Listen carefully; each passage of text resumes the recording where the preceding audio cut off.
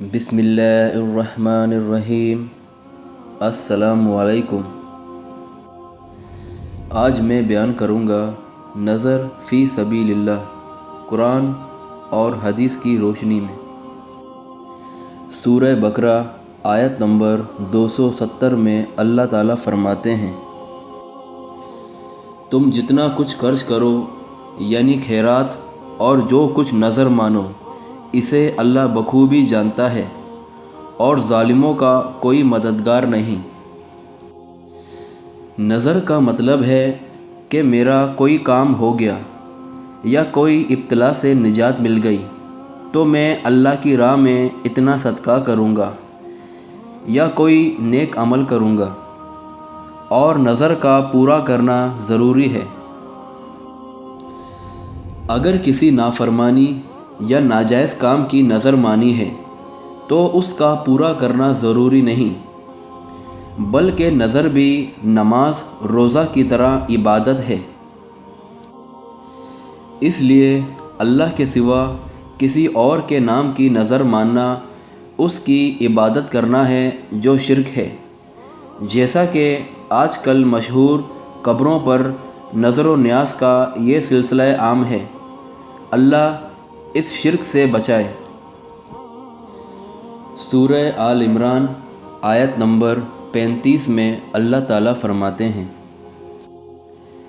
جب عمران کی بیوی نے کہا کہ اے میرے رب، میرے پیٹ میں جو کچھ ہے اسے میں نے تیرے نام آزاد کرنے کی نظر مانی، تو میری طرف سے قبول فرما، یقیناً تو خوب سننے والا اور پوری طرح جاننے والا ہے۔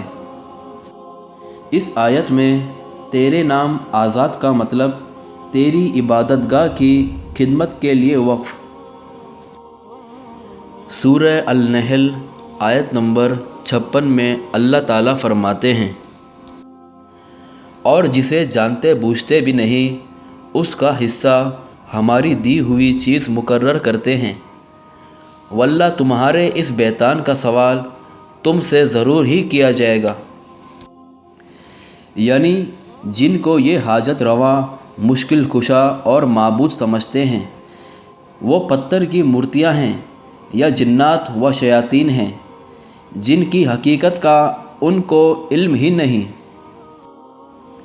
اسی طرح قبروں میں مدفون لوگوں کی حقیقت بھی کوئی نہیں جانتا، لیکن ان ظالم لوگوں نے ان کی حقیقت سے ناآشنا ہونے کے باوجود انہیں اللہ کا شریک ٹھہرا رکھا ہے، اور اللہ کے دیے ہوئے مال میں سے ان کے لیے بھی نظر و نیاز کے طور پر حصہ مقرر کرتے ہیں۔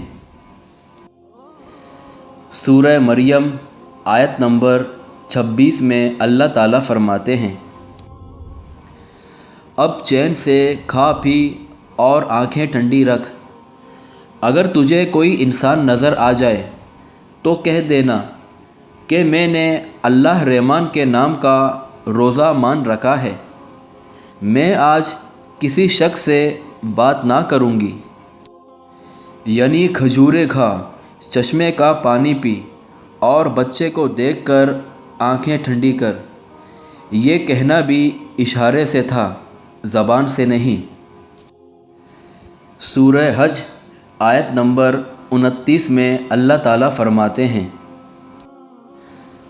پھر وہ اپنا میل کچیل دور کریں اور اپنی نظریں پوری کریں اور اللہ کے قدیم گھر کا طواف کریں، یعنی 10 ذو الحجہ کو جمرہ کبریٰ یا عقبہ کو کنکریاں مارنے کے بعد حاجی کو تحلیل اول یا اصغر حاصل ہو جاتا ہے، جس کے بعد وہ احرام کھول دیتا ہے اور بیوی سے مباشرات کے سوا دیگر اور تمام کام اس کے لیے جائز ہو جاتے ہیں۔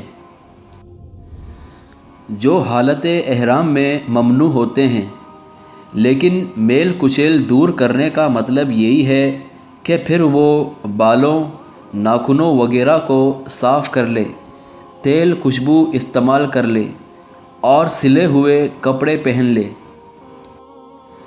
اور اگر کوئی نظر مانی ہوئی ہو جیسے لوگ مان لیتے ہیں کہ اگر اللہ نے ہمیں اپنے مقدس گھر کی زیارت نصیب فرمائی تو ہم کوئی نیکی کا عمل کریں گے۔ سورہ الدحر آیت نمبر 7 میں اللہ تعالیٰ فرماتے ہیں، جو نظر پوری کرتے ہیں اور اس دن سے ڈرتے ہیں جس کی برائی چاروں طرف پھیل جانے والی ہے۔ یعنی صرف ایک اللہ کی عبادت و اطاعت کرتے ہیں، نظر بھی مانتے ہیں تو صرف اللہ کے لیے، اور پھر اسے پورا کرتے ہیں۔ اس سے معلوم ہوا کہ نظر کا پورا کرنا بھی ضروری ہے۔ صحیح بخاری حدیث نمبر 6696 میں ہے، جس شخص نے نظر مانی کہ وہ اللہ کی اطاعت کرے گا تو وہ اس کی اطاعت کرے، اور جس نے معصیت الہی کی نظر مانی ہے تو وہ اللہ کی نافرمانی نہ کرے، اسے پورا نہ کرے۔ آیت میں آگے فرمایا، یعنی اس دن سے ڈرتے ہوئے محرمات اور معصیات کا ارتکاب نہیں کرتے۔ برائی پھیل جانے کا مطلب ہے کہ اس روز اللہ کی گرفت سے صرف وہی بچے گا جسے اللہ اپنے دامن عفو رحمت میں ڈھانپ لے گا، اور باقی سب اس روز کے شر کی لپیٹ میں ہوں گے۔